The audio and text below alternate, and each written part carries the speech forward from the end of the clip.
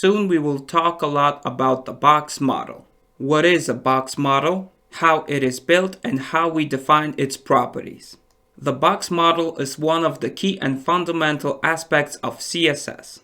Now, because we are talking about the fonts and the text properties, I want to show you how the box model affects our text.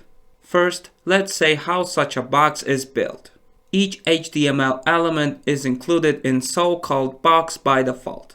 In the middle of the box, we have the place for our content. There may or may not be padding outside the content in the box. Padding is an inside margin that separates our content from the edges of the box. Then we have a border, which is a frame of our box. Border can also be present, but does not have to. At the end, there's a margin, which is outside our box and separates our box from the other elements or the edges of the browser window. What you see on your screen right now is a simple p tag with the text inside. By default, when you create such a tag, you only see its content box, which has a transparent background by default, so it might seem that apart from the text itself, nothing else is in this element. However, note that the box with our element can be extended with additional parts. On this slide, each part of the box is marked with a different color for the clarity. As you can see, to our p tag, we have additionally assigned a padding of 40 pixels, border of 10 pixels solid orange, and the margin of 30 pixels. By default, such a box takes up 100% of the parent's width, and its height is automatic and dependent. But dependent on what? On the content. Our box will expand if we start adding more content to it. Here we can see that our box extended as we added more text. And this is how our box behaves by default. This is related to the properties of the block elements, which we'll talk about in this course, so don't worry. For now, remember that by default the elements such as div, p, or section take up 100% of the width of the parent, and their height increases with their content, which can be, for example, the text or an image. However, it may happen that we define a specific width and height of our element by ourselves. And if our text does not fit into the space we have defined by ourselves, it will simply go beyond it. It is good to remember it and bear it in mind. Such text will not destroy our website, but by default it will go beyond the planned space. But later in this course, we will learn how to deal with such issues.